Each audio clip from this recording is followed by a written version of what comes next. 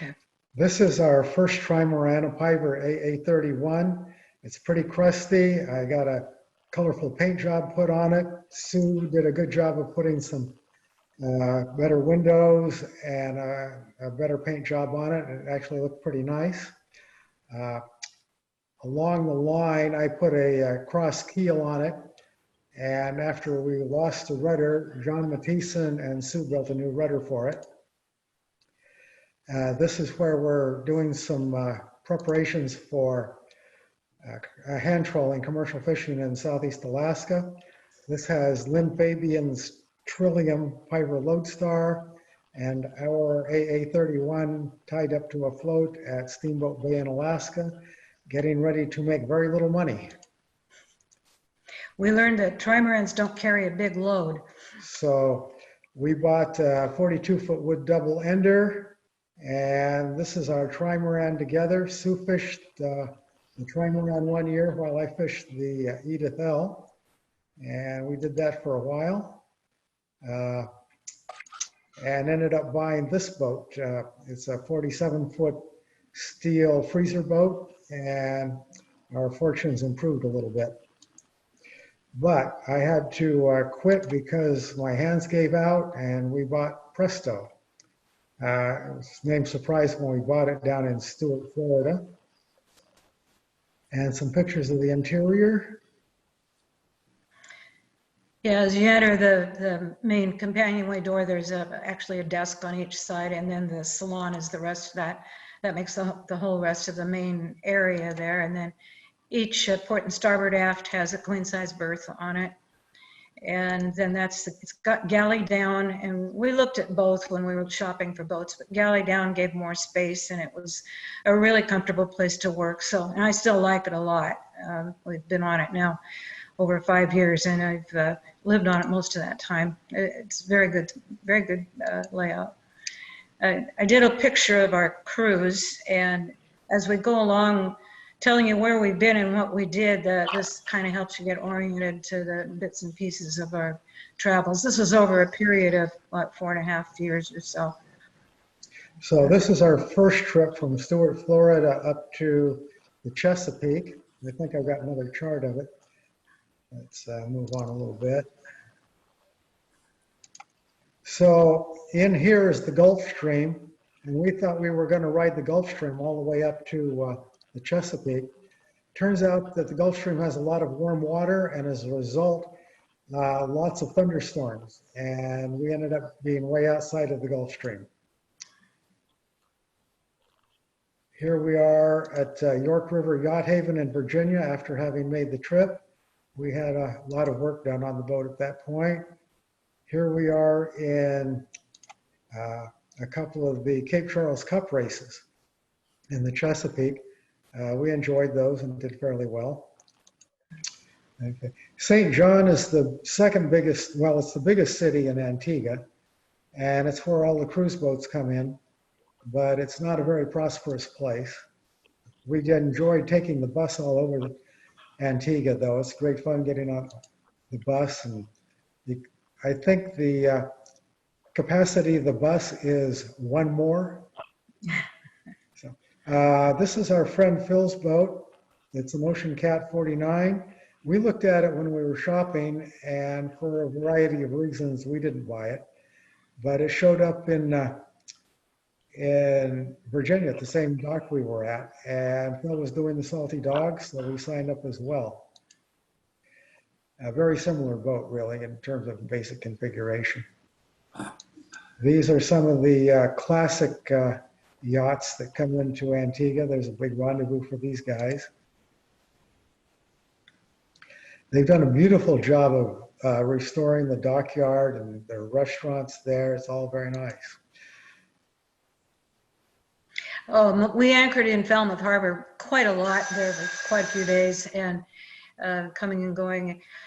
The youth yacht programs that the Yacht Club puts on there are just fantastic. There are kids in all sizes of these little boats running all over the place. They have great support services there, teachers. It was very fun to watch. So the Talisker Challenge is a rowboat race across the Atlantic. And they have classes for doubles, fours, and sixes. This is a boat with 4 Norwegian women. They say 4 girls, but they're pretty tough people to row across the Atlantic. Did a great job. Very interesting to see these very exotic rowboats. And sailing across the Atlantic. Back up to Jolly Harbor. Jolly Harbor has a really big abandoned casino that's been taken over by cats. You see the little black cat there. Oh, I thought this was my Halloween picture. And this is the harbor. We left the boat in Jolly Harbor. It was a safe place to leave it while we came back to the States for some family business. And this is the dinghy dock, and that's a big picture of the casino. And if you look down here, the casino's for sale. It's a great opportunity for somebody. And there's a cat. You can have the cat with it, I think. So we sailed down to Guadeloupe, next big island south of Antigua. And there's a hike up the Dayay River that we did. This is looking down. This is looking up the river. You can see that it's pretty narrow with a lot of rocks. And it's hot and steamy, and we hike up anyway to get to the pool. So I had a chance to dip and cool off. Coming back almost to the end, I slipped on a rock and sprained my ankle and was close to crippled for the next 3 months. But we're sailing along anyway. Down to Martinique.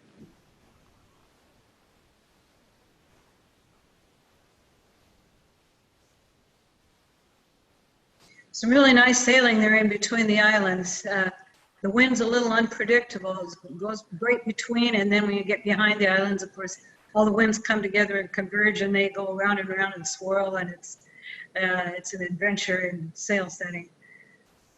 But we did sail. We didn't motor between islands, even the long islands.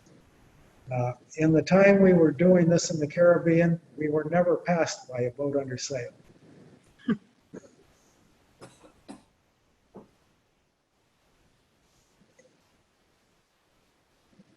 Very, very pleasant sailing down there. It's blowing probably 20, something like that. Going between the islands, we did hit a top speed of 22.3. And this is this is St. Pierre. That's Dayay. Oh, okay. Excuse me. This is Dayay in Guadeloupe. I picture the cathedral there and some boats anchored out. This is Pigeon Island. It's a national park, Guadeloupe National Park, just outside of Mallinder, about halfway down the island. And you can see just tons of kayaks lined up there, going all directions. You cannot anchor there. It's a park, and they will not let you do that, but it's big for scuba diving and skin diving. And lots of tour boats take tourists to go out there. This is the Mallinder Harbour. Yeah, there's a dock here where you can tie up, but there's a lot of surge, and there's a better anchorage just to the south.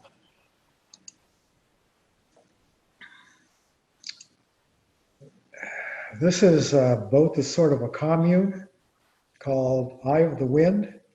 I guess they have people that live on it and just sail around. Be a very maintenance-intensive boat. And this is, where's this one, Sue? Oh, south of that. This is the Saints. Yeah. It's a little group of islands just south of Guadeloupe. It's still part of the territory there. Very cute little French village, bakeries, and all the French kinds of stuff. Sailing down to, this is St. Pierre. Mm-hmm. And it has an interesting history. It's on the north end of Martinique, excuse me. They had a volcano explode a while back, and it completely buried the city. And the only survivor was a guy who was in jail at the time. So when they dug out the jail, there he was, the only person left. And you can see they do a very elaborate job with their crypts. I'm looking down over the cathedral and into the harbor. And you can see a lot of boats anchored out there. Very lush vegetation. And lots of ruins. A lot of them have been dug out to some degree, but you can see there are a few cannons up here. So it was fortified, but all in ruins now. One of the dinghy docks, and more shots of the town. This is the main street. That's actually during break time. Otherwise, there'd be these little stores would have their doors open. And this is the other dinghy dock. You can see that if you don't leave a long enough painter on your dinghy and the tide goes out, you've got a vertical boat.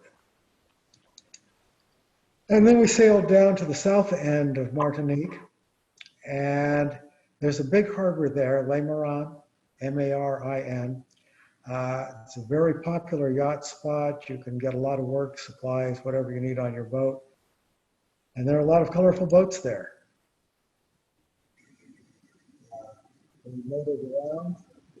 You can see the mangroves. This is where people go in hurricane season, and the deal is you tie your boat up to the mangroves there and set out a bunch of buoys by your stern, and you're supposed to be able to weather the hurricanes. People have been doing this for many, many years. So now you go by there and there's everything from barely existing derelicts from many hurricanes ago that obviously didn't make it, to the new catamarans, the new boats that are still doing the same system. We did not do that system. That was pretty crowded, and it was full of old lines and old anchors and old buoys, but there were some interesting boats. Some of them sort of Newark inspired, I suppose. There was a lot of that. This is the dinghy dock in Le Marin. While we were there, I developed an eye infection, and we found a doctor in Le Marin who could treat it, a French doctor. The care was very good. I got a prescription for medication, and the whole bill came to, I think, $38. So very glad about that. There is a large charter fleet, including a lot of charter catamarans in Le Marin. There were also a lot of Neo trimarans available for charter. And more sunken boats, wrecks. And this is how we get to the grocery store. Yeah, there was a little kind of an offshoot, a little tributary, little stream kind of that went up.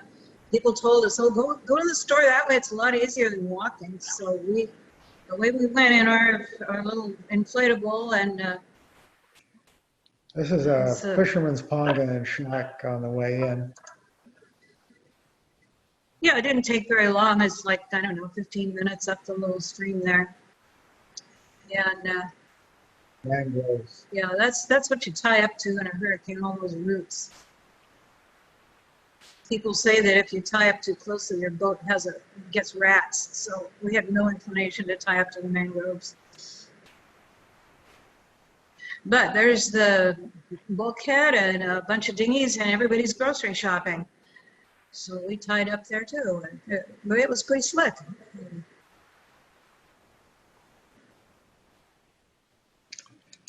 And that's part of the fleet in Le Marin. There were a lot of boats there, a lot of moorings, and it's very crowded. When we left, we discovered that the anchor didn't want to come up, and we reefed and reefed on it, and finally got it to where the boat would move. And we very luckily got out of the harbor and away from the fleet, and inched the anchor chain up 2 lengths at a time. And it turned out we had a huge concrete mooring anchor snagged on our anchor. And that caused some damage to our cross arm, which we'll get to a little later in the program. And the weather wasn't all that nice a lot of the time. This is a pretty common occurrence in Le Marin. Yeah, we were glad that we weren't dragging anchor, but we didn't realize just why we were not dragging anchor. We were really stuck.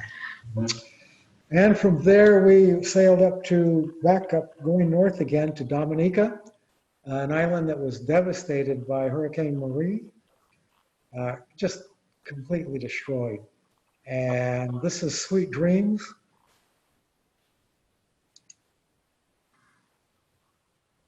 You can see how everything's just sort of blown away. The goat is about the only thing there, and this is Portsmouth Harbor that was doing any good. Some of the buildings still exist. A lot of them just don't exist at all. And people were putting together, I mean, this is several months after the hurricane, and they were still sleeping under pieces of corrugated aluminum there and corrugated steel and between concrete block walls. There were a few chickens running around and people were sleeping in doorways and on sidewalks. A lot of injuries, people with bandaged legs, and clearly a lot of infections. We heard some stories about that. Their injuries go septic and there's virtually no medical care that's sanitary there. So it's very, very grim for them. And then of course they get hammered again and again. So I don't think their future was looking too good. This is a fort that's being restored up above Portsmouth Harbor, and you can see they've got a commanding view of the bay. And this is one of the boat boys. I can't remember his name now, but Portsmouth Harbor had a lot of trouble with boat boys coming out and being very aggressive about getting business from incoming yachts. And there were a lot of security problems in the harbor. So they formed an organization called PAYS to try and clean things up a little bit. And it seems to have worked, at least in the north end of the harbor. They're well organized and very courteous. They'll take you ashore, and we went ashore a number of times for Yachting Appreciation Week. They'll arrange to have your laundry done, bring groceries, whatever you need. It's a helpful service, and they need the money. We were happy to contribute. We went ashore a number of times for their chicken barbecues and otherwise just tried to make a little bit of a contribution to a very devastated economy. Off sailing again, trying to work our way back up to Virginia.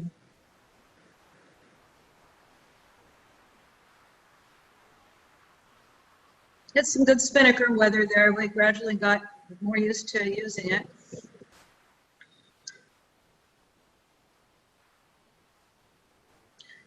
Well, I think that I'm zooming in on it because that's my repair right in the middle there. It held up pretty well, still there.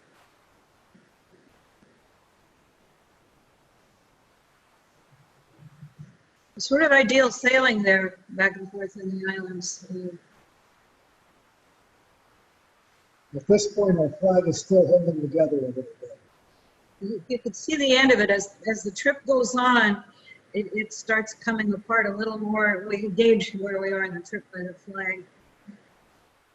And we went through a couple of multi-hull versions doing that. So pretty relaxed.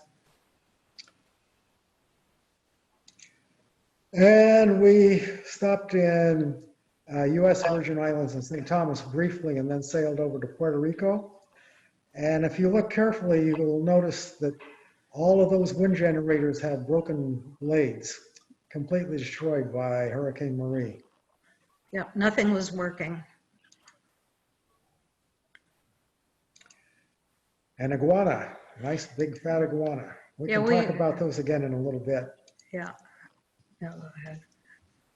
So a lot of supplies for reconstructing after Hurricane Marie, and you can see that it's all just piled up there in a yard. Nothing's happening. Sort of a scandal involved in all of that. Inefficiency, corruption, who knows. But it wasn't doing the people of Puerto Rico any good. And a lot of boats were damaged in the hurricane. There were acres and acres of this boatyard, wrecking yard, I guess you'd have to say. Just crumbled up pieces of boat. Yeah, they'd get barges out in the bays and just get hoist in there and clean them out, dump them on land. But we had some friends there who took us around, and Sue had some fun doing a little shopping. They have these dress shops there that they don't have here. It was really fun. And this is tied up to the Ponce Yacht and Fishing Club, pretty exclusive place, not where I would normally hang out. And this is Cat's Meow tied up ahead of us.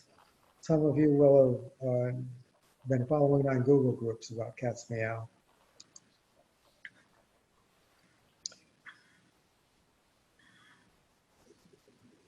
So we got caught in a very bad thunderstorm north of the Dominican Republic. There was so much lightning. I've never seen lightning like that. Some really close to the boat, so I got a little bit of it on film there. It was just relentless. We could see this thing coming. I started seeing it, probably 4 or 5 in the afternoon. You can see the clouds up ahead, and I commented about it and thinking, that really doesn't look too good. But it stretched the entire horizon. It wasn't like we could have dodged it. And there was an island over on one side and a reef on the other, so we weren't really going anywhere anyways. So we got into it, and the further we got in, the worse it got. We were kind of glued to the radar.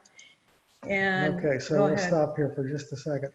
That was the worst weather we experienced in the 4.5 years. That storm,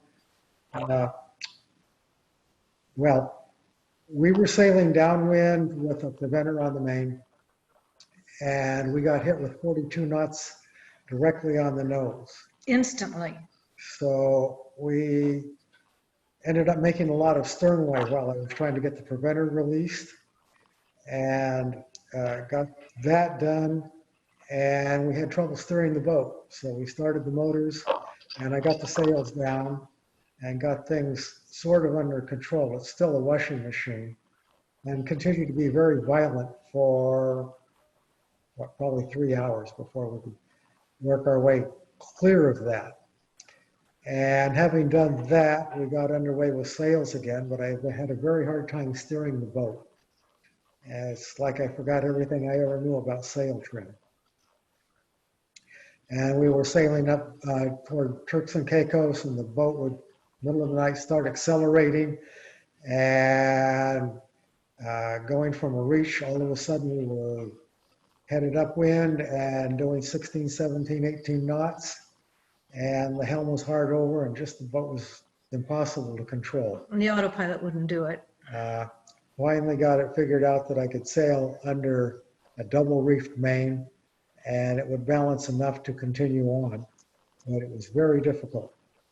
And we got up to the Bahamas, and this is how you get cleared into the Bahamas in Georgetown. You take your dinghy, you anchor, you take your dinghy in, go through there, and there's a place where you can tie up and you can clear customs.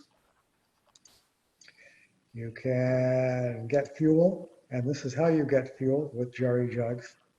Water's the same way. Dinghy it back out to the boat and do a transfer. But while I was in clearing customs, yeah, so he goes in, and my typical thing, I love to jump off the transom and go swimming. And on our rudders, we have little steps. They're mounted way aft, so that serves as our boarding ladder there. So I was down, I'm going to step on my little step and jump in, and lo and behold, there are no steps. And realized then the course of our problems. I showed it to Joe, and he came back, and I said, well, do you notice anything missing?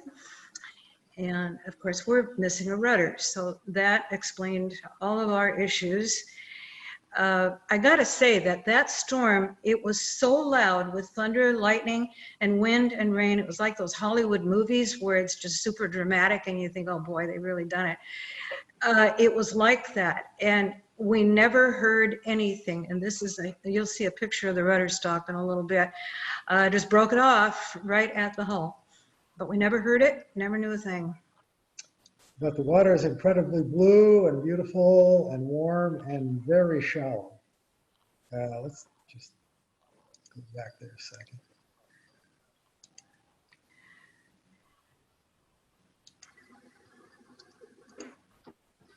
Nope, too far. That's all right. Yeah, there we go. You can see the color of the water there. Just incredible. Yeah, very good. Most beautiful water anywhere in the world. I think I'd go back there just to look at that water again. And having spent a lot of time in Alaska, we're used to shallow water being 10 fathoms. And here, shallow water is 6 feet. So sailing along, but very carefully, you can see the flag coming apart. This is my little buddy. He inspected my coffee cup, told me how to grind the winch. And we sailed up to St. Augustine, where they have lots of these sort of parade boats going back and forth. We actually anchored underneath a bluff where they do reenactments of Civil War kinds of things. So there were cannons going off over our heads every hour or so. There's another one. And we had another hitchhiker. This is a cattle egret that ended up being way offshore and hung around until he could sort of scent land again, I guess. Very unusual to have one of those out in the ocean. When you were in the Caribbean, did you find some places that were good for snorkeling that had really good coral and a large variety of fish? I did. I snorkeled a little bit there. And yeah, there were some good places. And there were a lot of places that our friend on the other catamaran is a main big-time snorkel photographer. And there were a lot of places he went that we didn't go. But yes, and the answer to your question is yes, there are lots of places. Very popular. Deye is a very popular place that's in Guadeloupe, the north end of Guadeloupe. Is a very popular place for snorkeling, and Pigeon Island has a lot of snorkelers as well as kayakers. Yeah, I saw a lot of fish when I went in, and yeah, that was pretty neat. So you probably heard of the Intracoastal Waterway, and to get out of a storm that was coming in, we ducked in for a little bit of it. This is what the part we were in looks like.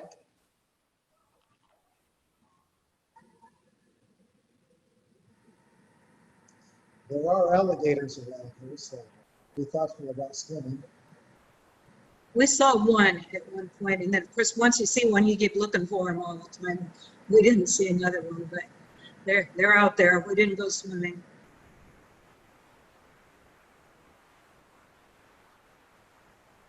And this, of course, is the whole time that we have one rudder. So that's why we were kind of harbor hopping up back to the Chesapeake. And we got back up to the Chesapeake. This is at Cape Charles. This is a guy shucking oysters. A lot of oystering and a lot of crabbing. And a lot of historical stuff. That was a little surprise to us. This is a wholesale crab truck ready to load up crabs. And this is a guy trying to avoid that. They get their crabs and just put them all in these baskets. It's a very, very simple operation. Small boats, lots of baskets. And these are the famous Chesapeake blue crabs.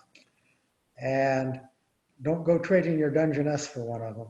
We tried them, and that was enough. So if you sail fast, you wear the bottom paint off the bow. And this is the rudder. You can see the swim steps Stu was talking about up here. And this one not only doesn't have the swim steps, it doesn't even have a rudder. So we contacted a guy back in Florida, actually. Turned out to be, we thought, the best guy to build a new rudder. At Cape Charles, this is one of the more spectacular paint jobs. It's one of the few places in the Chesapeake where we could haul the boat. And in this case, it was barely. There's like an inch on each side of the well. So we hauled out there. And we're in the travel lift, and they pick us up to haul us back to the well to launch us. And it's a very rough piece of ground. And the point loaded the travel lift, and they cracked our hull. This is the port stateroom. That's the outside of it, not too bad. So the guys at Cape Charles are not that great a craftsmen. And we called them over to show them the crack, and they didn't deny responsibility, but they were just mortified and didn't know what to do. And we didn't trust them to do it. So we made an arrangement with them to have them put us up someplace off the boat, and we would do the repair. And this is the cute little cabin they put us up in for roughly the month it took to do the repair and get everything figured out. And this is the repair process. That's the outside and that's the inside. It went okay, but it was a lot of time getting it all figured out. You know, it's a lot of grinding and, grinding and epoxy and more grinding and fairing. So this is Cat's Meow. It's a Derrick Kelsall, if I remember correctly, design. 78 feet, 108-foot mast. It is a very, very big boat that my friend Don here and his wife operate by themselves. They're the ones we were with in Puerto Rico. And you can see how tight a fit the Presto is in the well there at Cape Charles. Too tight for fenders. And we took the boat over to Severn Yachting Center and prepared for a hurricane. And for the first hurricane, we got all the sails inside and all the kayaks and moved into a motel to wait it out. And the purpose of going to that yachting center was to have the motors rebuilt. This is, I think, taking it out. And this is a bunch of guys putting it back in, both of them. At Cape Charles, they had a huge, long boat that they had to do a very careful balancing job on in the travel lift. It's just bizarre to see it like that. And I took the picture because it was there for a long time.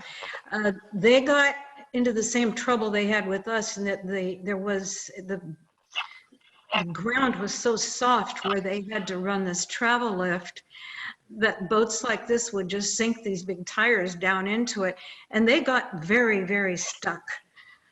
So it took a lot of trucks and a lot of thinking and maneuvering. They finally got it out and moved and back onto harder ground and got it back into the water.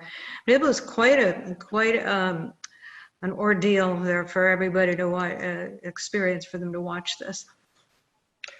And that's the hurricane that's coming at us. That's Cape Hatteras. So that hurricane basically dodged us, and so did the second one. But we did all the preparations anyway. And this is the start of the second Salty Dog. I think there were probably around 80 boats that participated in this one. About a quarter of them, a third of them being catamarans, or multi-hull, well, catamarans. You get some pretty good support. This is our friend Phil and his deckhand Robin. We'll meet them again here in a minute. And this is tied up out in front of the Blue Water Yachting Center, along with a bunch of other catamarans. In Hampton. One of the things we've been trying to do since we bought the boat is make it lighter. We've unloaded over a ton since when we bought it, way over that now, trying to get that transom right up to the turn of the transom there. And we were about there.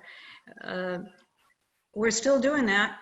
And there were a couple of things you'll see along the way that we got rid of. The list is long of what we unloaded.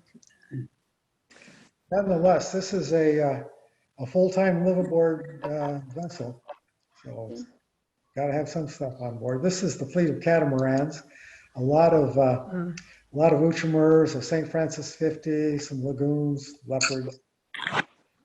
One of the things the Salty Dog does for you is give you a lot of weather support, and this is a chart showing the Gulf Stream, which we would have to cross and did, showing the currents and countercurrents so you can plot your strategy to get across. And we studied these every day. That's Cape Hatteras, and the Gulf Stream moves around. It's not in one place all the time, so it's always a guessing game. Where is it going to be, and how much is it going to move, and what's the wind going to do, and where the countercurrents are. Yeah, where's it going to be rough? And we left Hampton Yachting Center there and headed out, and this is what we see. Yeah, that doesn't look good. We see that, and to this day, I see clouds like that and say, whoop, better take a reef. That especially, that has a special meaning for people when it's an anvil-shaped cloud. That's like that storm we were in. They're violent, violent storms. But you can see that Sue's not worried. Well, we got through those. You can see a little tiny sail out here in the middle of the Atlantic. One of our salty doggers out there. But we talked to them and we're admiring the big cloud formations around us. Well, we got back to Antigua. We had a fairly brief stop in Antigua this time, for some reasons I'll get to in a minute. But here's their little youth sailing fleet. Those kids were really good. They'd have times their instructors would make them, okay, everybody overboard, and they'd all have to jump over, and then all have to get back on and all get their boats going again. It was all part of the game. Of course, it's warm there. It's nice. They used our boat as a mark in their race. Okay, let's get this stopped real quick. We talk about offloading weight. Well, this is one of the victims. You can see a couple of pipes right here. This is the drain for the washer, and this is the vent for the dryer. And these are now out of the boat. We cut those things off and sealed them. There's the washer. And there's Phil boat with our washer on it and his old washer. And he installed our washer, which now works beautifully, and it's still on his boat. And he assured us that he disposed of his washer. And in the meantime, he had a laundromat. Yeah, we accused him of being the laundromat in the fleet. And the fleet of boats for the youth saving program. Above English Harbor in Antigua is Shirley Heights, a commanding view of everything. They have a big party up there. I think it's every Sunday evening. And this is the steel drum band they have.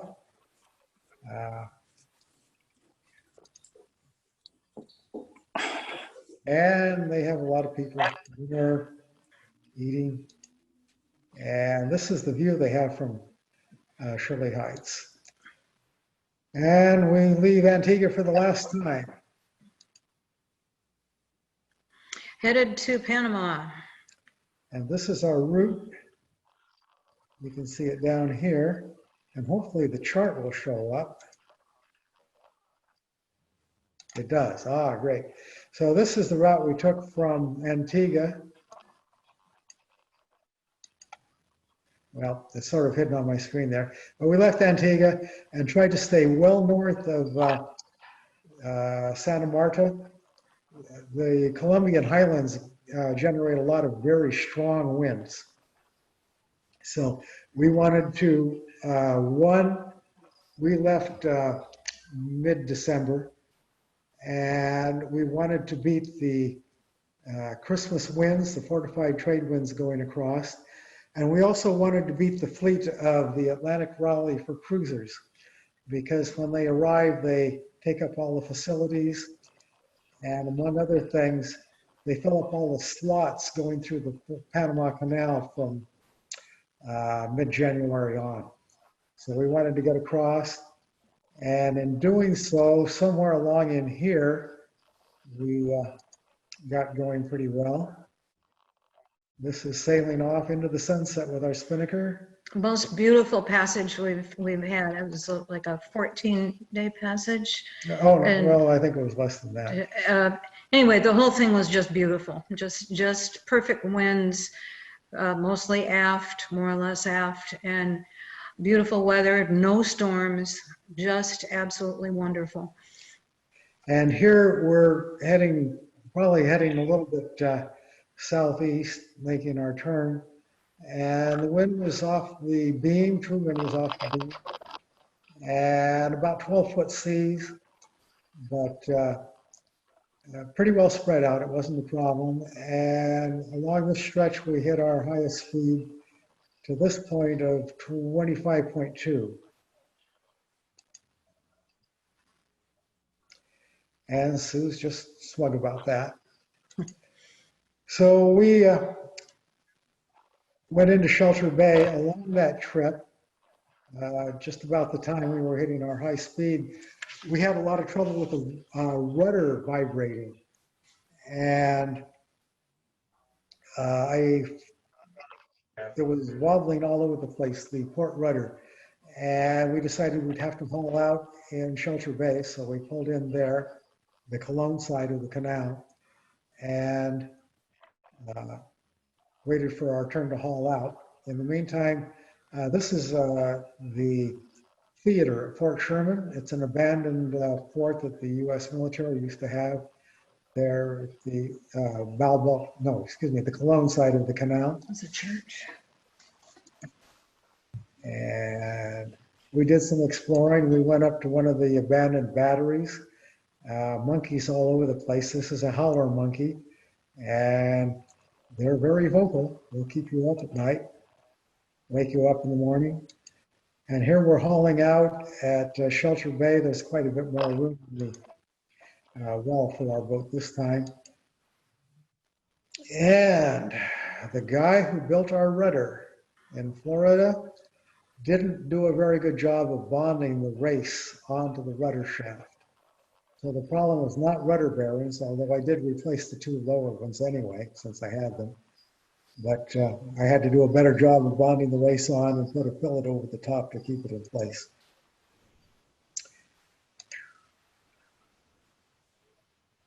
And going around Cologne, lots more wrecks. This is our, oops. Yeah, I'm not very good with this yet. There we are. Let's just play it again. So that's the bearing. That's the, yeah, going in and out of Shelter Bay, these wrecks were right along the edge. That's just what you do with a boat you don't need anymore, I guess. They were all derelicts. This is a tidal wave warning sign at Port San Lorenzo, which is just south of Fort Sherman and over the peninsula on the Atlantic side. And this is one of the batteries, again, all abandoned. And while we were Shelter Bay, a friend of ours on another boat, who actually happens to live in Olympia, decided that my ear needed piercing. So she's got a piece of potato behind my ear and a needle on the front, and I got stabbed. Hang around with these cruisers enough, you start to get a little weird. So we arranged for an agent who provided line handlers and lines, long lines for us to go through the canal. And here we are waiting for the pilot to come on board. And we start going through the Panama Canal. This is one of the donkeys they use to tow the ships through the canal, or through the locks, I should say. And here they are, two of them ready to tow a ship into the next set of locks. And we spent New Year's Eve in the Lake Gatun in the middle of the canal. They make a 2-day passage for boats our size, take us halfway through. We spend the night at this mooring ball in the middle of the lake. Don't go swimming because it's full of crocodiles. And the pilot gets off and gets to go home and spend New Year's Eve with all his friends. And the line handlers get to spend New Year's Eve with us. They were great. They didn't even want to, I had bunks set up for them all. I said, no, we sleep outside. And they did, slept in the cockpit and out on the bow nets. We gave them sandwiches and they were happy. We had 4 line handlers and they were all really great guys, just very fun to have on board. Okay, you can see one of the long, well, you can see several of the long lines that you have to rent. Most cruisers don't carry the kind of line it takes to tie up in the middle of the canal, in the middle of the locks. So, and we went through, we were the only yacht on this particular passage, and we did get to get tied up in the center of the lock rather than along one edge. Go ahead. Sue. Yeah, you'll see that ship behind us is a car carrier. We didn't know what it was at first, but there are a lot of those and all kinds of shipping there. And you see we've got our cockpit cushions over the solar panels, and they told us to do that because when they get your line to you, they throw a small line with a really heavy little monkey fist on it. And there's a lot of history of those not being very accurate and smashing people's solar panels. So we did as told and padded ours. Yeah, they actually were very good at throwing the lines, except for one trainee who missed about 5 times and had to get bailed out. Yeah, got a supervisor. But it was an interesting thing. This is a huge museum describing the history of building the canal, and full of tourists. Lots of observation terraces there. Flashlight bulbs going off all over the place. And a lot of gantries in Panama City, and the Bridge of America. And here we are in the Pacific. The line handlers are getting off. It was our goal over the first 3.5 years just to get to the Pacific, and we finally made it. Very happy to be here. And this is Presto anchored off at an anchorage called La Playita. And you might notice it looks kind of smoky there. You can hardly see the island in the background. And in fact, it really was. There'll be more, maybe more in the pictures there, but air pollution was a major issue all the way up the coast. It was all the way up Central America and Mexico. Couldn't get away from it. So this is our route from Panama up through Costa Rica and across the Gulf of Tehuantepec. Well, this is Papagayo here, and this is Tehuantepec here. They have gap winds that come through this area and through here, so you can get quite boisterous out there, according to reports. We sailed across both of those gulfs without any issue. It was actually very good sailing for us. But back at La Playita, they had these long canoes races. This is the Bosch GT, but they have, I don't know, 6 or 7 of them that were racing around. Some of them had women crews, and they go around, and once again, I think they were using us as a mark, and they turn around and paddle off again. So from La Playita, we sailed off to Isla Otoque. Isla is how they say island, I guess. Anyway, one of our favorite spots. This is one of the pongas that fishes out of the area. They anchor the boat and then wait ashore.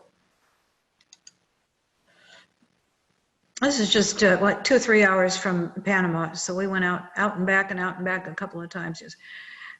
And that's the view from our anchorage there. Yeah. And this is Isla Estiva, which was one of our favorite places. Lots of caverns for kayaking.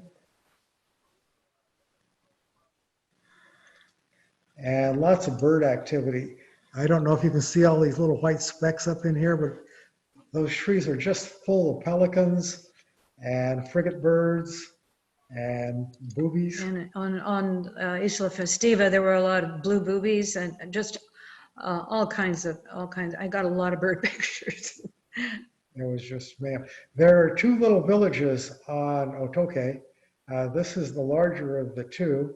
And I think this one had a small dock that some of the pongas could land at, but mostly they just pull the boats up on the beach. So you look at this, and then there's Panama City. Huge skyscrapers, apparently all built with drug money and no source of income, so most of them are vacant now.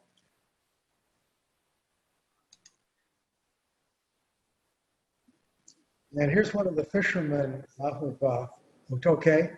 You can see that he's running a hand line, and then he picks up a paddle and gives it a couple of scoops. There's a fish flopping around in there. And he goes along. out in the middle of the Pacific, basically, pretty exposed. But they go out there every day, just paddling along. I think it's organized by one of the churches in the village, but they'll have a bigger, this is a pangita, but they'll have a bigger boat tow a whole string of these guys out, 7, 8, 9 of them in a string, out to the fishing grounds, and then they'll cut loose and they'll fish all day. And at the end of the day, they'll all get linked back up and towed back into town. He came by our boat every day, just doing that, just fishing.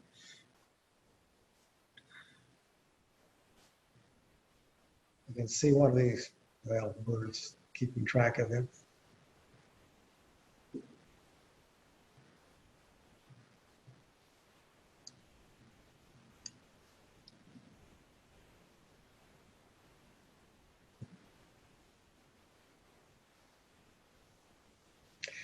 And, oops, let me get this. Where is he? I guess it did stop. Okay, yeah, this is one of the fishermen in that group that came by, and he has some fish in there that we decided to buy. And there they are. Those are Corvina Amaria. And they were okay, but don't trade your king salmon for one. And you can see the strings of boats coming out to go fishing. Do you speak Spanish? Yeah, I do, enough to get by, yeah. That was very, very helpful. Yeah, I it was. practiced my Spanish. We'll get up to Chiapas in a little bit, and I'll tell you my Spanish story. So this is Contadora in Las Perlas. It's a group of islands on the Pacific side of Panama that is a very popular tourist and cruiser destination. I didn't go ashore. There wasn't a place to put the boat, so I dinghied up to the beach and Sue hopped out to go get some groceries. It was just beautiful on shore. It was like a Hollywood movie set, just gorgeous. And in a different part of Las Perlas that's not so populated, we went ashore, just real nice sandy beaches. You can see Presto over there on the left, but pretty isolated. And back at La Playita, on the Balboa side, Panama City comes to life at night. And the kids are out and the people are out and everybody's just having a wonderful, lively time. And after leaving Balboa, Panama City, we headed toward Punta Mala.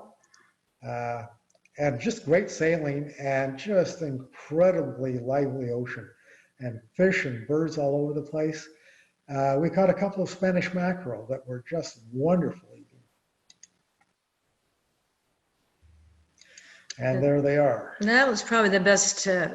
We enjoyed that. I put most of that in the freezer, so we had fish for a little while. And getting around Punta Mala was pretty exciting. The wind really, Punta Mala is Bad Point, and the wind really did come up very vigorously. We weren't ready for that. We should have been with a name like that, but we got caught in 35 knots very quickly. Yeah, that's okay. It was fine. We sailed along pretty briskly for a while. We did. But this is looking from Ensenada Naranja. We climbed up a hill and got a better view of the interior. You can see that it's very dry and a steep hill. This is a nice panoramic view of interior Panama. Large farms, ranches. And looking down into the bay, you can see we're anchored. We went ashore over here with our kayaks. And this is one of the pangas that fishes out of the area. And another view down into the bay. Very interesting country. This is where we tied up our kayaks. And one of the locals came down to visit with us for a while. Is very interested in who we were and what the boat was, and spoke Spanish. And Sue could help out a little bit, but I was pretty useless in that conversation. The little that I spoke, and he didn't really speak English, but he walked down the beach to the far end because that's where you could get cell phone reception. Ah, that's true. And we got when we were way up at the top of that hill where we took the pictures, I got cell phone reception there. And this is a good view of the pongas. A lot of them are just driven by outboards and pretty basic boats, but it provides something of a living for these guys, sort of how we started out, I guess. And a sunset leaving Naranja. So this is Bahia Honda. It's a little place up a little farther north in Panama. And you can see the chart is not accurate. We did some zigzags trying to find a good place to anchor, and being on shore seemed to be the best in about 18 feet.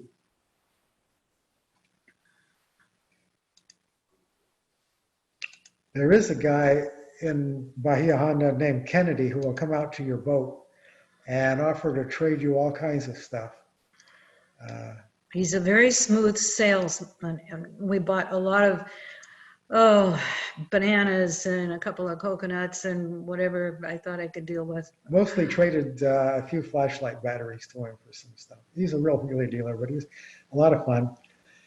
This is one of the estuaries going up into Panama, and it's a lot of mangrove swamps on both sides. And surprising things happen in mangrove swamps. Rio Santa Lucia. So yeah, we went up one, anchored, and we're in our kayaks going along and in the shallows there by the mangroves, and it was fine. I was a little bit behind Sue, and all of a sudden this barracuda comes flying out of the water and bangs into Sue's boat and snags her arm and goes cartwheeling down the bay. And there was a lot of gore and blood for quite a while. It was a sobering experience, but we got patched up and got very thoughtful about barracuda after that. Yeah, I keep a little, in my kayak, I have a little bag full of, an ace bandage and a couple of bandages. And, I think about that now. That was a good thing to have. I wrapped the ace bandage around it real tight and managed to get back to the boat.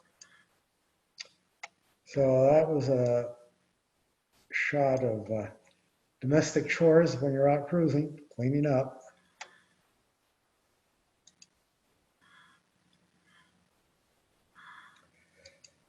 So lots of smoke all the way up the Costa Rican coast, and this is a cloud formation. The winds come over the isthmus and pile up on the Atlantic side, and you get lots of precipitation and clouds as they reach the peak of the mountains there. Lots of smoke. And swallows followed us everywhere, and they just loved the opportunity to make a nest in our boom. We cleared out of Panama at Puerto Armuelles. We should have cleared out of Balboa. In fact, we paid the money to our agent to do that, but we didn't understand that at the time. This is the last place to clear out in Panama. But nobody does. They all clear out in Balboa, and nobody cares. The Armada doesn't care. Nobody cares. But we were going by the book.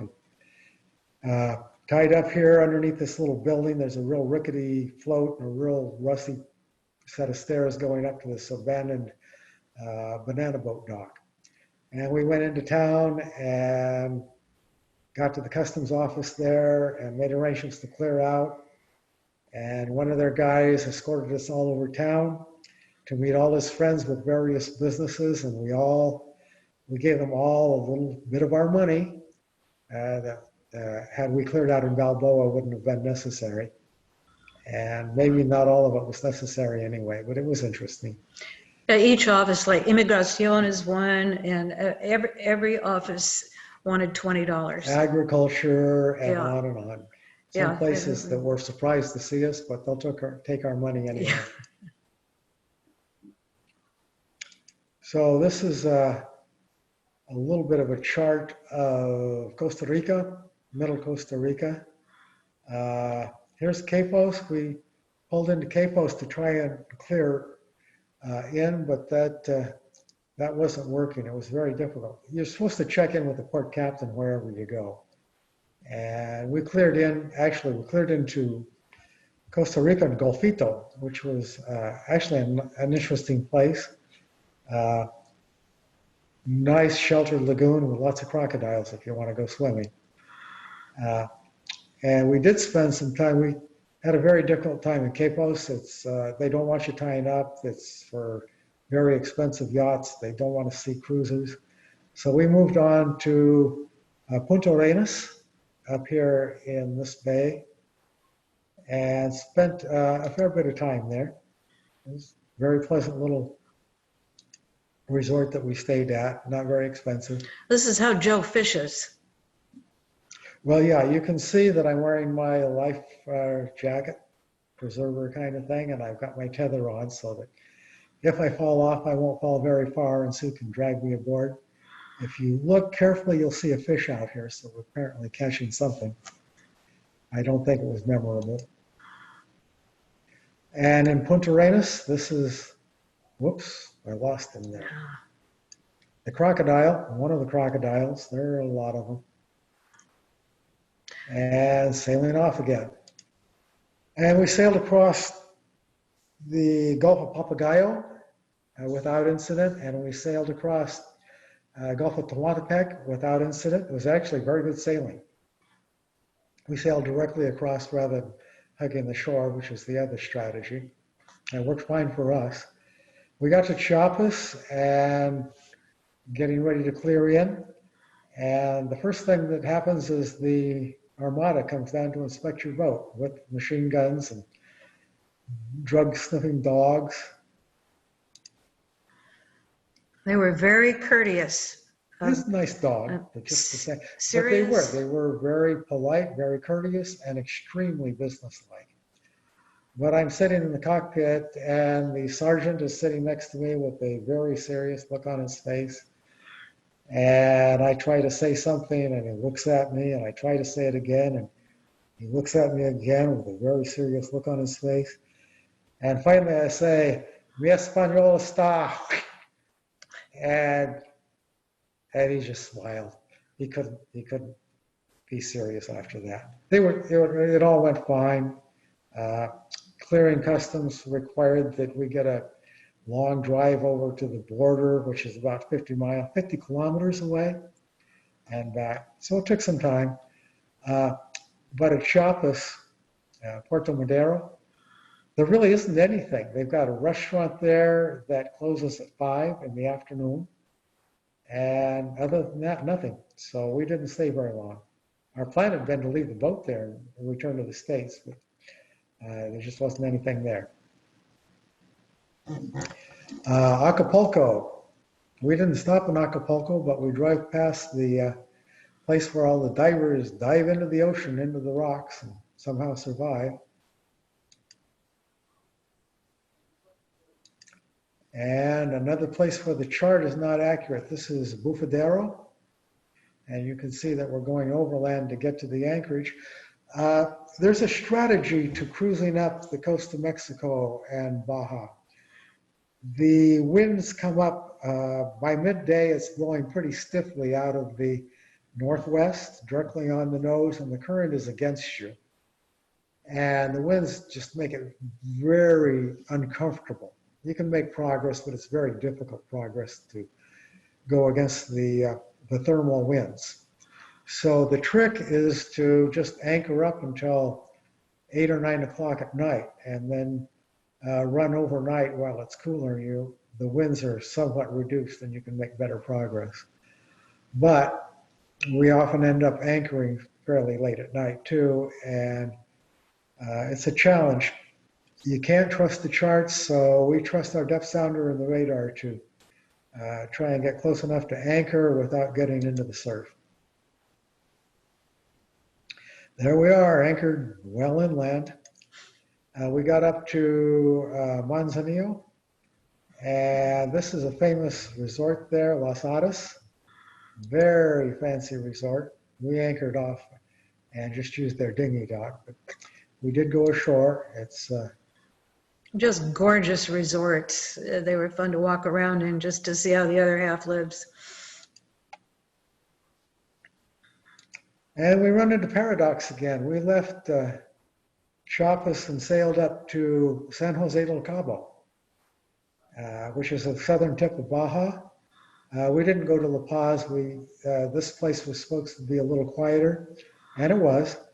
But this is paradox, and not much in the way of accommodation. It didn't have room for stand-up bass that Sue plays.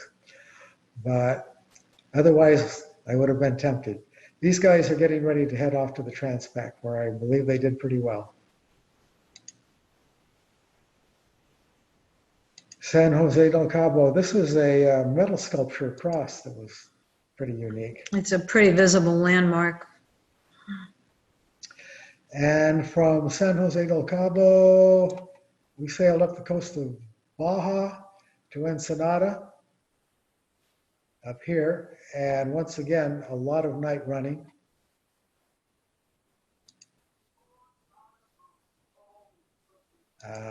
We sailed around this island.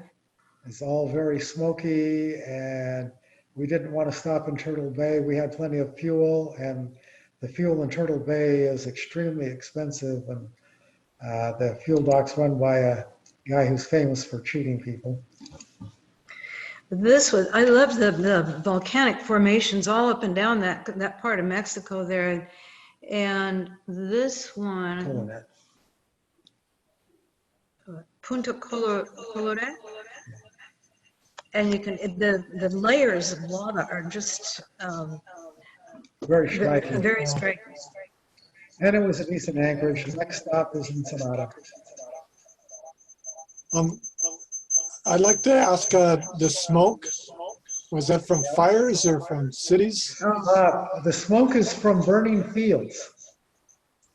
All the farms up and down the coast, they burn their fields to clear off the From human-caused fires. sugarcane fields primarily. And it's just a horrible smoke, and it doesn't smell all that good either. So It's their main way of getting rid of garbage, palm fronds, piles of stuff. They just burn it, and everybody does it. and you can see, this is Ensenada, and you can see the haze up there, just smoke everywhere. A really huge national flag, though. More pictures of Ensenada. There's about 500,000 people there. It's surprised us to see how many people are actually there. We climbed up the hill on the north side of Ensenada to get a better view. And they try to keep the city sort of clean, but they pick up after their own garbage, but if it isn't theirs, it just accumulates all over the place.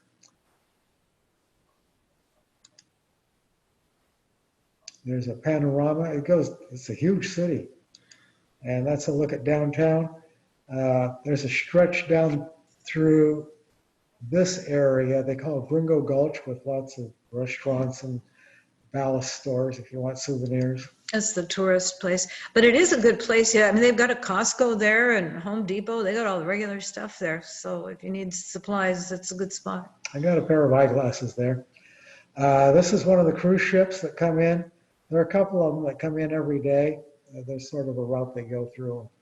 There are almost always cruise ships coming in. And there are also a lot of freighters. I don't know if we're going to look at them or not, but we learned a lot about how container boats work. And while we were there, the Baja 500 was in town. So there was lots of activity with all these off-road racers.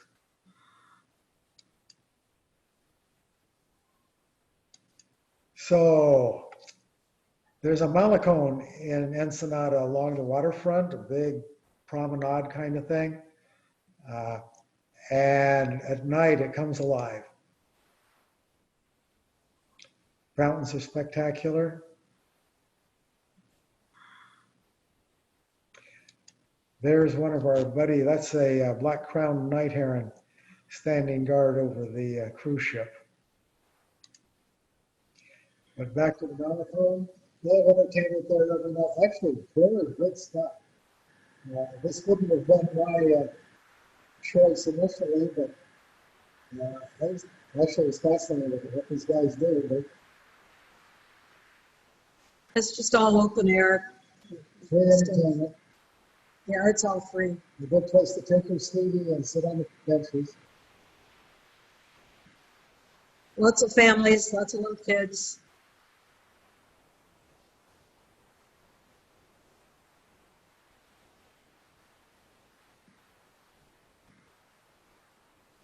These guys are really pretty good at what they do.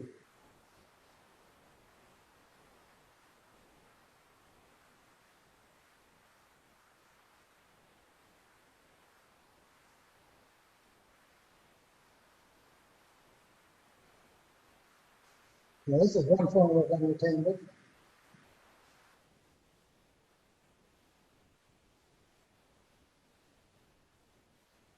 They go on for a while. Let's see if we can find the next one.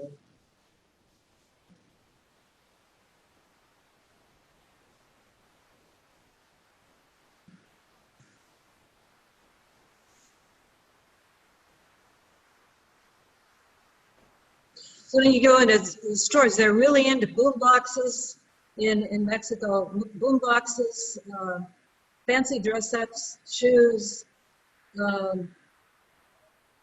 lots of shoe stores. Not so much in the way of department stores for shopping.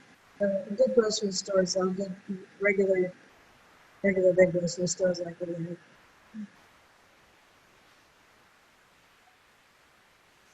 Oh, and this is the other form of entertainment, a salsa band. They were also very good. But back to the pollution in Ensenada. We were at a place called Village Marina, and there's a horrible red tide problem in there. Frequently so bad that it was very difficult to breathe, the fumes from the red tide. And the red tide killed off all the mussels, which the seagulls got, and you can see all the dead mussels on the dock there. The red tide problem was severe. And getting ready to leave Ensenada, you can see one of the big freighters at the gantries over there. Lots of activity. We're getting ready to leave, and this is what we do. We sailed southwest out of Ensenada. The goal was to sail in the direction we wanted to go as much as we could without being absolutely hard on the wind. So very close reaching, we had a course out of Ensenada going southwest and then west, and we could finally turn the corner when it got offshore quite a ways. We did, it was very rough coming out of Ensenada. And we didn't feel all that good for the first couple of days. But and you have to watch out for freighters. There's a lot of freighter traffic. But we did a little over 800 miles the first 4 days. So that part of progress was pretty satisfying. And we caught an albacore on our way to Alaska. So I think the passage was about 16 days getting to Alaska. We ran across another catamaran in Sitka that had left Hawaii and took about the same length of time to get there.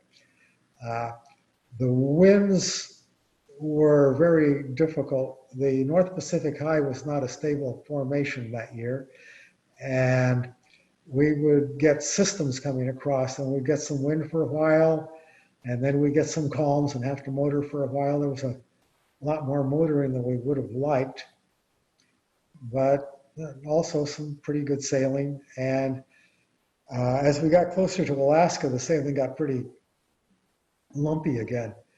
And we took probably the hardest hit we've taken coming into Sitka, 2 days out maybe, taking a wave from the beam completely over the boat. which surprised us. That hadn't happened before. We even got a little bit of water in the cockpit, even with all the cockpit surround stuff up. But that's Sitka, and from Sitka we sailed up to Lituya Bay. It's been on our bucket list for quite a while. There are a lot of glaciers in Lituya, and it's famous for having a tidal wave. I think it was 1964 that swept into the bay and wiped out the vegetation up to a level of about 1,700 feet, if I remember correctly. Some of the glaciers. And looking up, you can see how far the main, one of the two main glaciers has receded. This is all dirt that's been pushed down, but it's all way back up at the moraine. Looking at the other side, there's Sue. You can see how high the glacier was. And this is all the meltwater coming off the glacier. Very rapidly running water.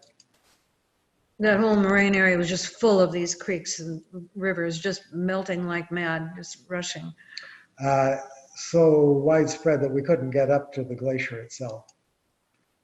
A couple of moose walking along up the moraine. And while we were on the moraine, there were some sandy spots, and we found cougar tracks. Fresh cougar tracks. So we were a little more thoughtful about walking around after that. A little bit of perspective on Lituya. This is down at Coronation Island, one of our favorite spots in Southeast Alaska. We were headed back home at this point. We picked up my son and grandson, and my son's wife joined us in Sitka. And you can see where a bear has been working over this rotten cedar stump. Lots and lots of bear sign through this forest. And this is some of what the bears are eating, huckleberries. Lots of moss. And some pretty dramatic formations. Caves. And this is our third generation sailor getting ready to grind a winch. And okay, that took care of our trip a year ago. And from there, we just headed back down to Poulsbo, and everything was fine. This year, we were headed to Alaska again. We cleared into British Columbia at Sydney, and the customs people came down to the boat. Canadians are allowing people to transit directly to Alaska. They don't want you stopping and sightseeing, going fishing, visiting your friends, cruising around. But if you convince them that your intentions are to go directly to Alaska, you're allowed to stop for fuel and stores if you need to, but otherwise you're supposed to keep going. Well, we had plenty of stores and plenty of fuel. They want to make sure you have enough experience and are familiar with the transit so that you won't cause them problems. And so we gave them a brief rundown of where we'd been and what we've done, and they were confident that we could make the trip. They gave us a number, a clearance number, and advised us to put them on our lifeline so that Canadians are not necessarily happy to see Americans in their waters with the COVID situation. So they advised us to put the clearance number on our lifeline so that anybody coming by would know that we had cleared in. And they also advised us to take down our American ensign just to avoid riling feathers. And we were happy to do that. We're not squeamish about any of that kind of stuff. So we cleared into Canada. We stopped twice in remote anchorages, one in Blackfish Sound and another one up in the north end of Hecate Strait. No one was in the anchorage either time, and from there we went directly to Alaska. Our route this year did not go up what's normally regarded as the Inside Passage. We went up inside of Vancouver Island, and then from there we went outside up Hecate Strait hoping for better sailing weather, and some of the time we got it, and also to avoid any confusion about being in Canada. That's Point Amelia outside of Sitka. We spent a lot of time in Alaska. We really like it there, and that's one of our favorite places. And this is after we cleared into Ketchikan. They wanted to have proof of a negative COVID test within 3 days of departure, and we could provide them with that. So we got cleared in with customs with no issue, and proceeded to go up and visit some friends in Auk Bay, which is up by Juneau. And this is going up Wrangell Narrows on our way toward Petersburg. And there's some houses along the shore. This is a shot of Petersburg. It's a pretty dramatic setting. We did not stop in Petersburg. We kept going up toward Tracy Arm. And Tracy Arm is north of Petersburg, about halfway to Juneau, we'll say. And this is one of the few places where there are tidewater glaciers, so that the glacier is close enough to the sea that when they calve, the icebergs fall into the water. No glacial moraine or anything. It's just icebergs. And you can see a little bit of ice there. That's one of the snow fields. And this is a floating chunk of ice. You can see layers in that one. This is another one. This is very dense blue, very, very deep blue, almost like the Bahamian waters, which I gather is from being very highly compressed ice, very, very old ice that's now calved off into the bay.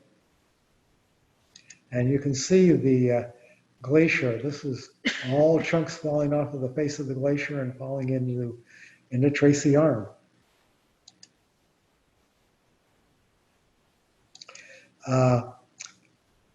This is a group of about 5 mountain goats.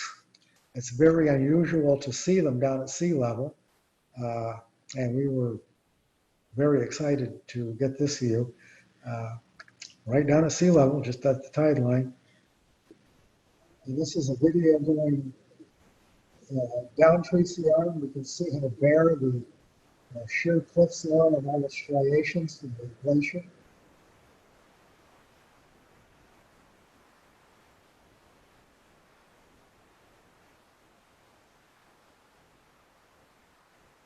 Sheer cliffs like that all along. And of course, that makes the wind funnel through there. So it took us about, and they generally go out to seaward. So the trip up the arm was kind of long and windy, and the trip back down was pretty quick. Lots of whales in the area.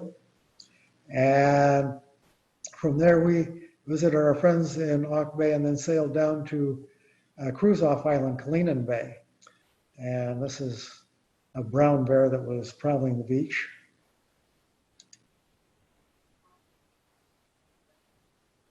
Where we're anchored in Kalinin Bay. And while we were there, we caught a salmon. This is a sockeye. It's the only fish we caught in Alaska. But it was good. There we are, ready to cook him up.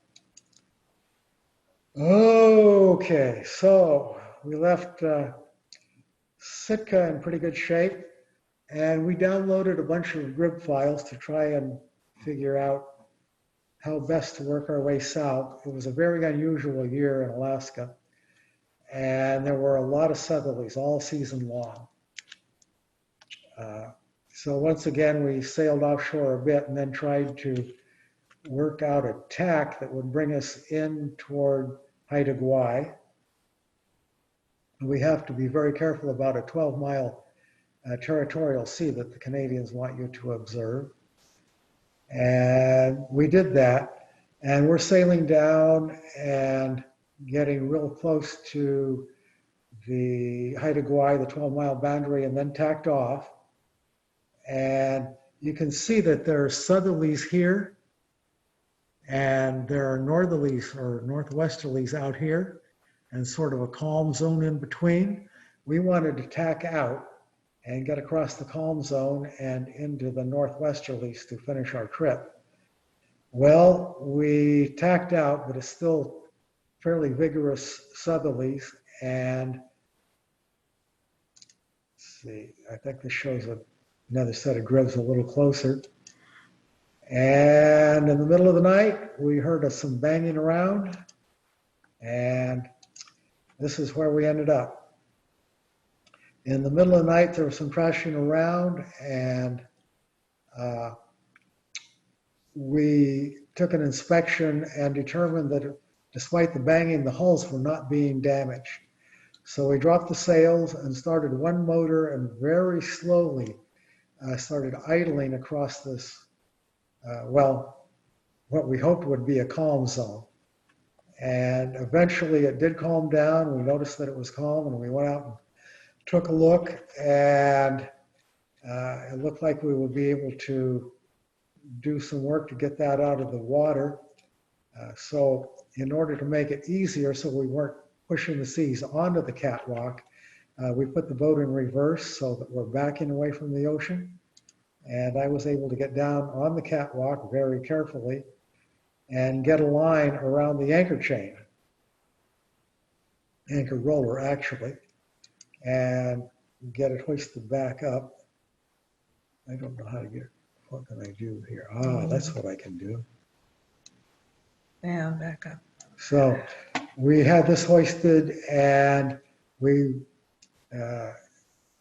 didn't trust sailing at that point. The rig is independent of the catwalk and crossbeam. You can see that it goes down to some points on the bow. The bridle does. It's independent. So the rig was not in jeopardy. And Chris White told us that even without that beam, the maximum deflection of the hulls would be about 2 inches. So sailing probably wouldn't have been an issue, but we had enough fuel to get back, and I wasn't interested in taking any chances. Shortly after this crossbeam broke completely in two, and was just flopping around down there, so we had to cut it away. Actually, unlace the trampoline is what we did. But those pieces are now gone. The trampoline, or the catwalk, is still here, supported by the anchor roller and chain. And we're scheduled to haul out on Thursday at Port Townsend. And we have somebody who's going to build us a new beam, and we'll get underway with the repairs. And the sunset, and this is a sunset in Sitka. So that pretty much completes what we've got to talk about. Yep, start over.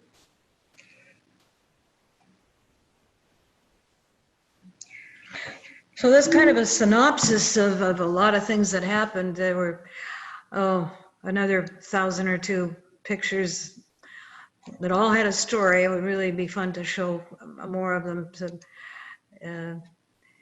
I bet you get a little bit of a feel for where we were. There we go. Oh, so that was 5 years of travel? Well, Yeah. well, yeah. Mhm. About, yeah. Including this year. Yeah, including this year, yeah, about 5 years. And we totally lived on the boat. When we first started out and bought the boat in Florida, we sold everything in the world we had, and if it didn't fit on the boat, we didn't have it. So we were totally liveaboards for that entire time, which was fine. Now we had some family issues to come back for and figured we ought to stay in the area for a while. So we now have a house in Paulsbo, and nice to have a land base too. With the COVID stuff, our cruising possibilities are pretty limited for, well, for who knows how long. If nothing else becomes available, we'll probably see how friendly the Canadians are again this next year and make another trip to Alaska. We feel very grateful to the Canadians for allowing that kind of transit.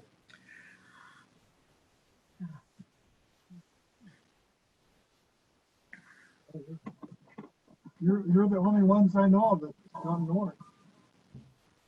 That could be. Yeah, they Yeah, don't. we didn't meet anyone else up there who had done that. No, they don't encourage it. They really don't want Americans up there. Again, once we checked in with customs and got our clearance, and they were confident that we weren't going to cause problems, everything was fine. They were very gracious about it. Coming back with our broken crossbeam off of Haida Gwaii, we had sailed down the outside, and then we had a broken crossbeam, and we could no longer anchor, so going inside was not an issue at that, or a possibility at that point.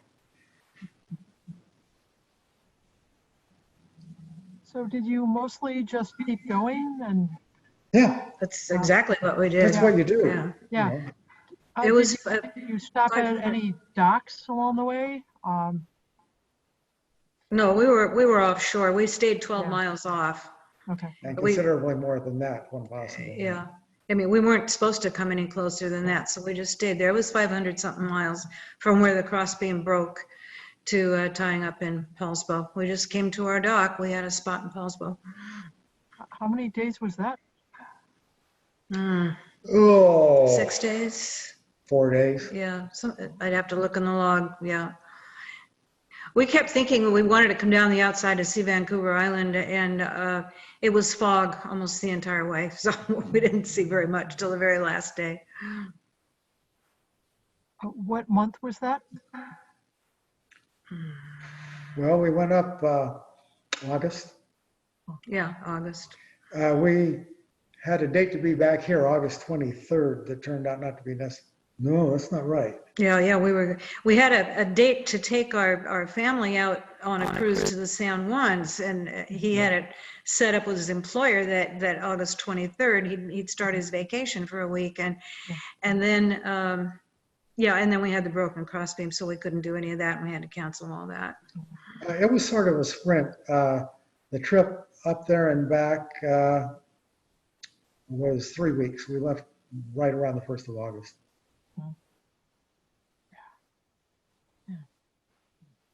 Not the best way to see Alaska, but that's the time frame we had.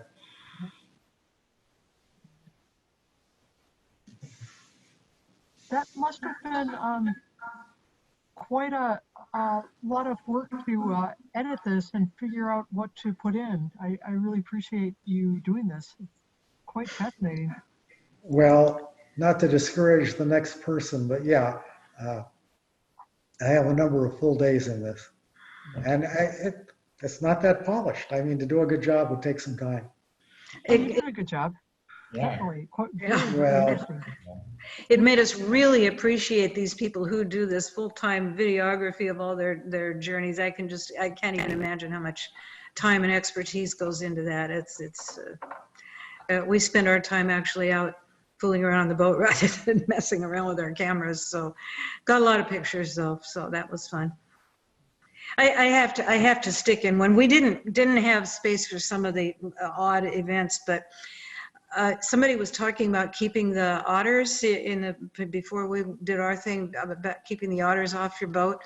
Well, we had some raccoon issues when we were hauled out at Cape Charles, and so we had the boat there. It was waiting for its rudder to get rebuilt, and during that time we took off, left the boat out on the Hard, and we had some business out here, so we went cross country and were gone for a couple of weeks. And when the boat was totally sealed up. We had a couple of little ports open, but no ladders or anything like that. It was just on its little lifts there in the boatyard. We came back, went inside, and the galley was an absolute shambles. I have a great picture up. There was stuff. Remember, we're liveaboard, so I had all our stores, oatmeal and cornmeal and flour and cereal and raisins and chocolate bars. They really like chocolate. you left footprints. Yep, you did. But the real amazing thing was that to get in there, the only way he could have gotten in was through that little kitchen porthole that's there. And to do that, the sides of our hull where it goes down, they're all rounded. There's no footholds or anything on that. And the acrobatic feat that he went through, not to just get up on the boat, and we don't quite know how he did that, but to get in that window and then to get out was phenomenal. And he did leave chocolate footprints all over the deck, so we know who he was. And Not only that, but he came back. he did. We were sleeping on the boat after we were back because we were working on it, and we were sleeping there. It was quiet that night. We hear footsteps up on the deck. And then he went away, and he came back the next night, and he came up and he was on top of the cabin. Right walking over around up Joe's there. bunk.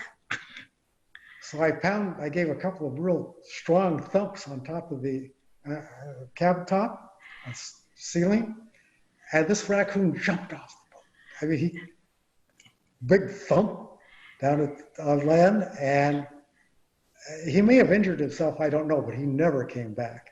No, that was it for that one.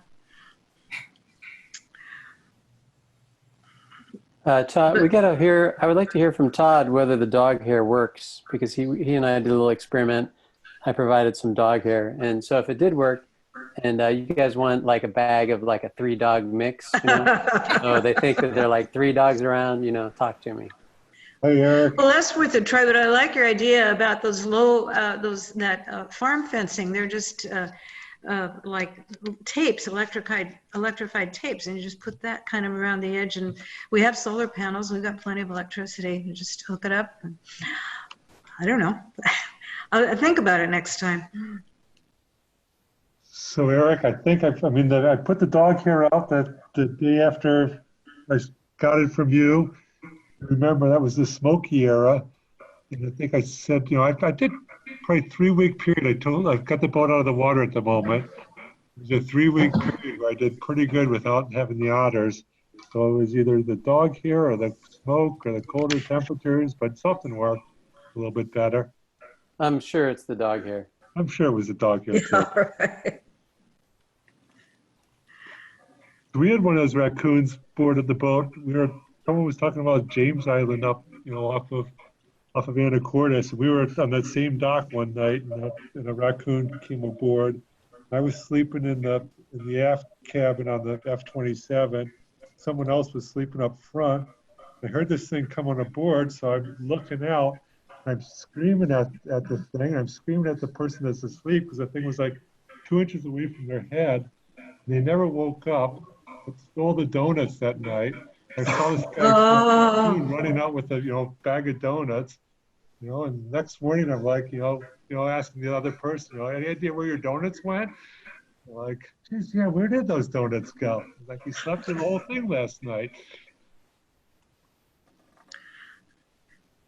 I left a couple of trays of newly made brownies outside to cool one night.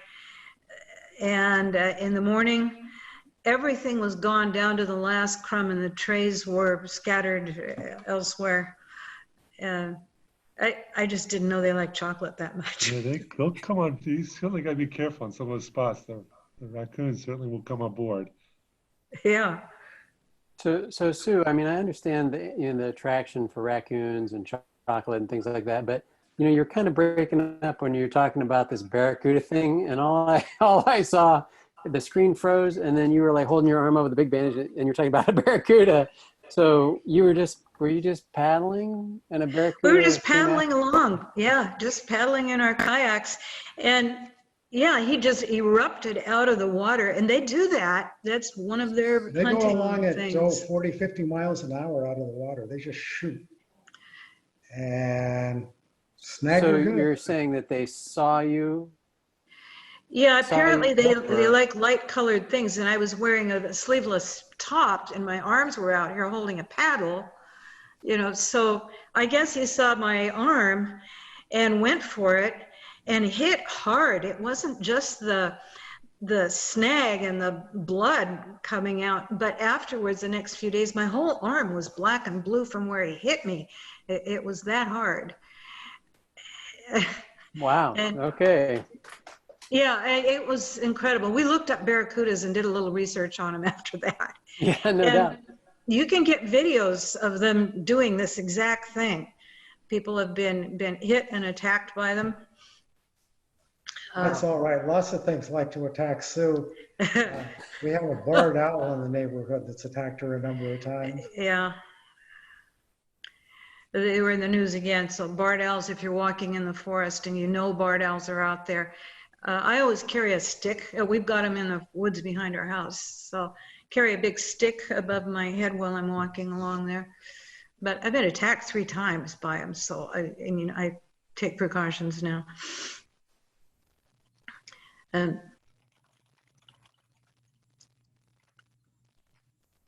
So I have another question, and when you're making these long transits, and I know you guys are on a big boat, but when you're getting provisions, I mean, is this like a big deal? You guys have it down pat? Like takes you what, a day before you leave for a big long one, like a 7-day run?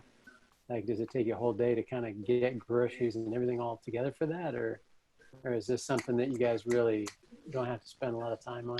well, we've been fishing for like 30 some years, so we're kind of used to doing that kind of provisioning, and it's kind of down to a pretty easy routine now. A couple of trips to Costco and a couple of trips to various grocery stores, and do it over several days usually, and get things kind of put together. So we cleared in at Sydney, Canadian Customs, and they wanted to know how much food we had on board. Sue, thanks for a second. About 3 months. And that took care of that problem. I'm assuming no pitted fruit and all that.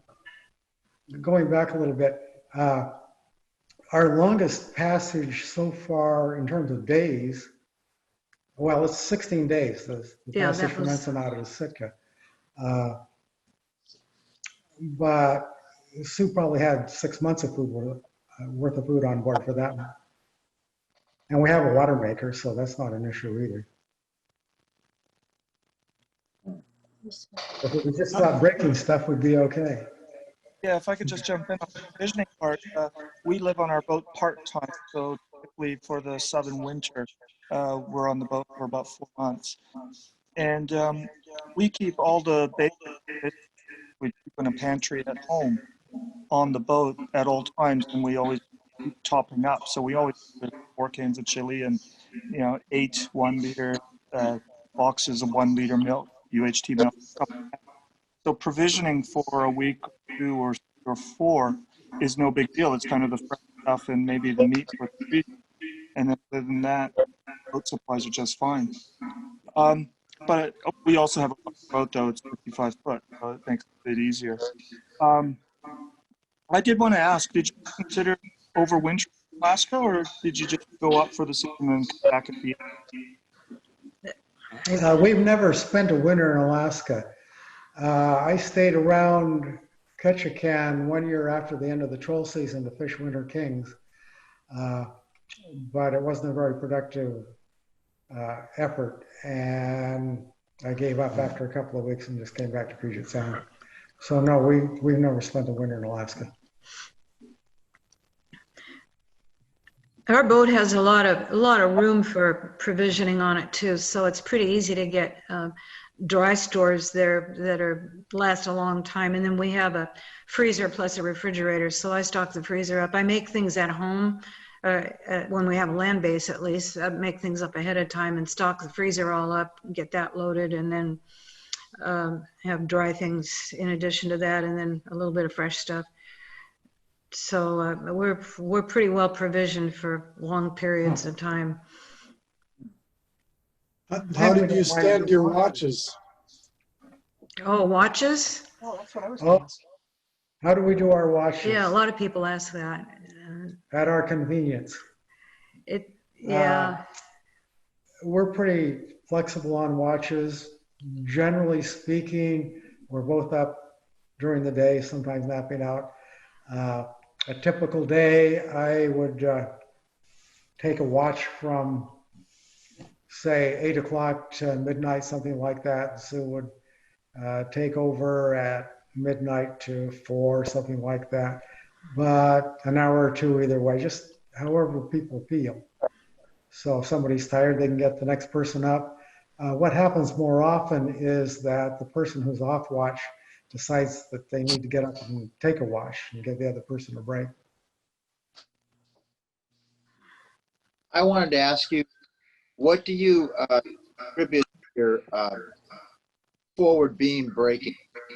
Is there an event that helped that along? Okay, so there are a number of issues. I didn't tell the story about dragging my anchor and chain halfway across the Atlantic. So I'll do that now if you guys have a little bit of time. We left on the first Salty Dog and sailed off into the Atlantic. And somewhere along the line, unbeknownst to us, probably after some bouncy weather, the anchor flipped out of the anchor roller and proceeded to pull out all the anchor chain. So we were dragging 250 feet of anchor chain and anchor across the Atlantic. And I don't know for how long that was, but somebody finally took a look up at the bow and realized that the anchor wasn't there. So went up and looked, and the anchor chain had done a pretty good job of sawing about halfway through the beam. So, and it was pretty well wedged in there. I got it wedged out and retrieved the anchor chain and anchor, but we still had this big gap cut in the anchor beam, or excuse me, cross beam. And we got that repaired. We got, I guess, back up to Virginia and hauled out at Cape Charles as usual. And I did the repair on that. Had to pull the anchor rollers up to do a good job on it. It took a long time to fare everything out, especially with the vagaries of weather in Virginia. But got what I thought was a pretty decent repair on that, and it was nice and smooth. Got the anchor rollers put back in place. And the beam is independent of the rig. But there's a toggle, a link, just say. It's a turnbuckle with a little bit of stainless wire connecting the bridle plate to the anchor rollers. And it's on the plans, but I never knew quite what this thing was for. I didn't know that the boat had been designed originally with a rotating mast. And my thought was that this link was to allow for the rotating mast, some flexibility, because the plan said to leave some slack in it. Well, that wasn't the purpose of the link, but I didn't know that at the time. So there was a repair to the beam, hopefully an adequate repair. We don't know. Later on, I was looking at this link and trying to figure out what to do about the darn thing. And Chris said to leave some slack in it in the plans, but I'm thinking, this doesn't have a rotating rig, so I had to tighten it up. And I tightened it up and tightened one of the running backstays at some point and proceeded to partially lift the anchor rollers off the beam, which didn't do that any good either. And then in all the stuff that's gone on, there was some saltwater intrusion into the beam, I'm sure. I mean, it was wet in there.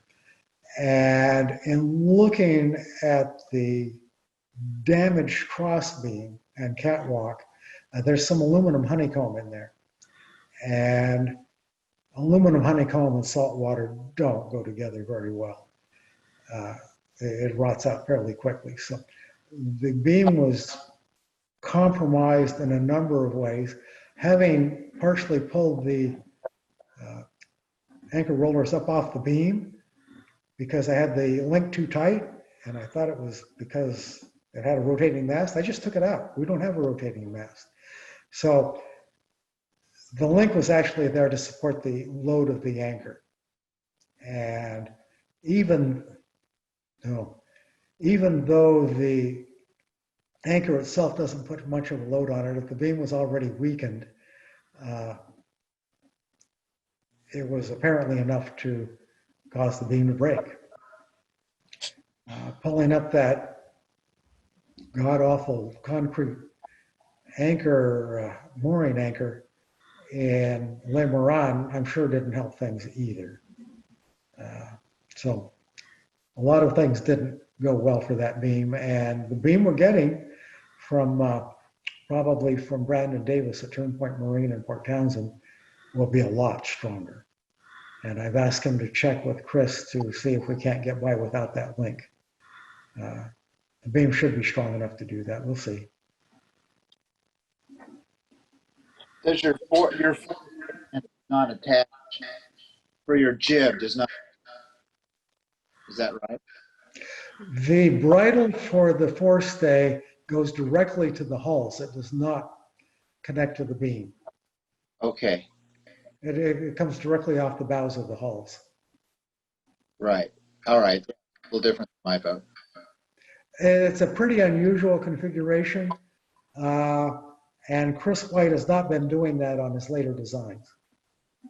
Okay. Most of them have the triangulated crossbeam that you see on lagoons or any of the other major production boats. I have a boat similar to yours, and I did sustain some damage in another way, and so one that doesn't seem to compromise my beam at all. It took quite a compression. So yeah, that's why I'm asking. Well, okay, so this beam in theory is loaded only in compression and a little bit of bending from the anchor. That's all it does. Right, right. What was it? What was it? It's not made out of aluminum. No. It's a composite beam, and the beam we're getting to replace it will be composite. Composite, yeah. Mine is a big, heavy piece of aluminum. Yeah, aluminum would be a lot heavier than the beam we had, and the Right. beam we're getting, according to Brandon, will be about 15 pounds heavier because they're using a structural foam on the interior, on the inside, rather than just low-density styrofoam. So that's heavier, but the layup will be lighter, and the net gain is about 15 pounds.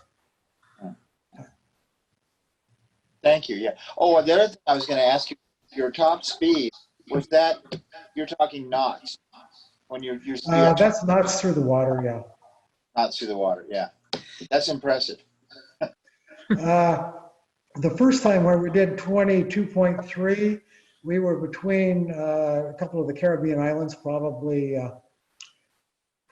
Dominique and Martinique. Anyway, one of the gaps between the islands. And it was blowing about 27, and I had full sail up. So that was pretty exciting. We had our hands on the sheets, and we were scooting right along. Seas weren't too bad. We've noticed on our boat that it'll surf at certain speeds, and you can go faster than that. And when it goes really fast, you're sort of bouncing off the top of the waves rather than surfing. But those are sort of white knuckle situations. I like doing them, but we have our hands on the sheets, and after a couple of minutes, I slow down. This is out in the middle of the ocean, and this is our boat. It's our home. It's everything we have, including my wife. So after a while, better judgment sinks in. Going across the Caribbean toward Panama, we did 25.2. And it was just great. I mean, and, you know, that was the high speed, but we went along at, 22, 23, for a while. Are you flying a hull at that speed? What's that again? If you're flying a hull at that speed? Oh, it must be pretty close, because I think that increase in speed that gets us bouncing off the tops of the waves is from reduced wetted surface. But to actually fly a hull on Presto, I don't know that I want to do that. No, we've got 4-foot keels, so we draw 4 feet. You wouldn't want to do that on a cat like Presto. That's too much heeling. Nonetheless, the boat's a great ride at that speed. It's very stable. It's really, there's a change at about 18 knots. You can feel a difference it's just like picks up its skirts and just feels completely liberated. It's a wonderful feeling. The boat just loves it. It just scoots along. And you Probably one of your hulls is planing. What's the question again? Probably one of your hulls is planing. Yeah, well, the whole boat's probably planing as much as you're going to get a skinny hull to plane. These, our hulls are waterline beam to length ratio is about 12 to 1. It's not the finest hull around. Some of the Shionings are finer, but it's a pretty sleek hull. Do you have decks? Do you have No. decks? Okay, so when we couldn't fish anymore and I had to resort to some other form of being on the water, our background is in multi-hulls. We wanted a multi-hull. We knew what we wanted. We wanted a boat that would sail and sail well. We were less concerned about load carrying capacity. We were certainly less concerned about large cockpits for socializing. I'm a real crusty guy anyway. Nobody likes me.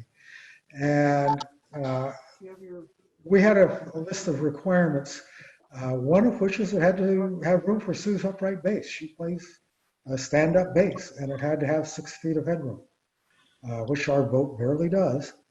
We wanted dagger boards, we wanted shaft drive, we wanted a number of things. We wanted galley down preferably.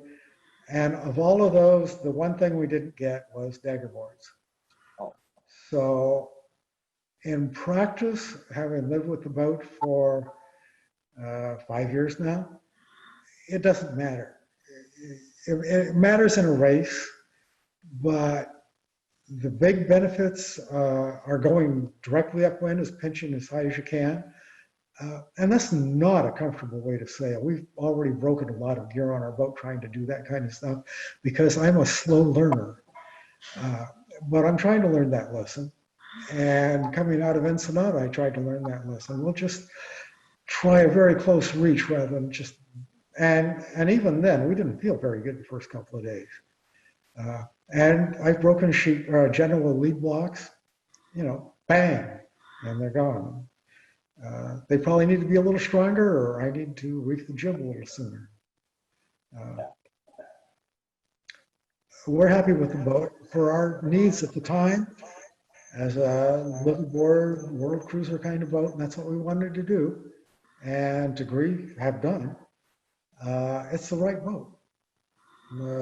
There aren't other boats that would be a better candidate for that use. Now, if somebody came up to me now and offered me a Hammerhead 54 or a Rapido 60, or even maybe Paradox, you know, I'd have to think about it. I couldn't afford it, but I'd think about it. Do you have power winches? We have one power winch for the main halyard.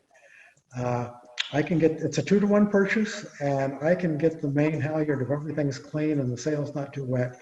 I can get the main up, pulling the halyard, 2/3, maybe a little more of the way. But it takes that power winch to get it up the rest of the way. That's the only power winch. How tall is your mast? Oh, well, you know, that's another thing I didn't really get. Chris White is an East Coast guy, and he designs his boat with the intercoastal waterway in mind. And most of his boats are initially designed, at least, with a bridge deck clearance of, a bridge clearance, air draft clearance of 64 feet, so that you can get underneath the bridges on the ICW, some of them. Well, when we bought the boat, it had a bent lightning arrestor, and the Windex was broken off, and the owner had tried to clear one of these bridges and didn't make it. So we got a new Windex and we took off the lightning arrestor. I don't think they do any good anyway. But for what it's worth, they say I wouldn't mind a little more sail area and light winds. It's supposed to be 64 feet to clear these ICW bridges, and lots of boats have masts that are that height for that reason. But in fact, some of the ground is sinking and the The bridges tides, are lower. the bridges are lower and the water's higher. So you really don't have anything like 64 feet on a lot of those bridges. Not a good plan. And we're an ocean boat anyway. There's no need for us to go down the ICW. Interesting trip, but we went on a little part, and so that's not our thing. The ICW is called Death by Bridges.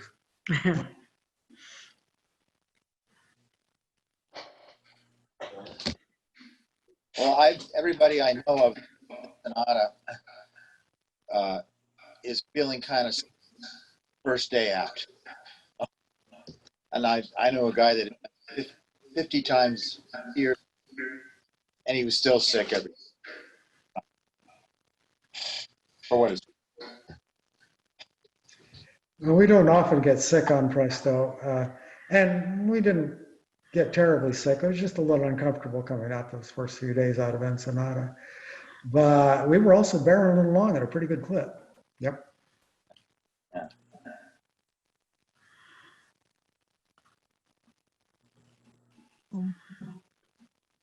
How much does Presto weigh now that you got rid of a lot of weight? Like the Okay, Western Voyager? so I don't know what it actually weighs.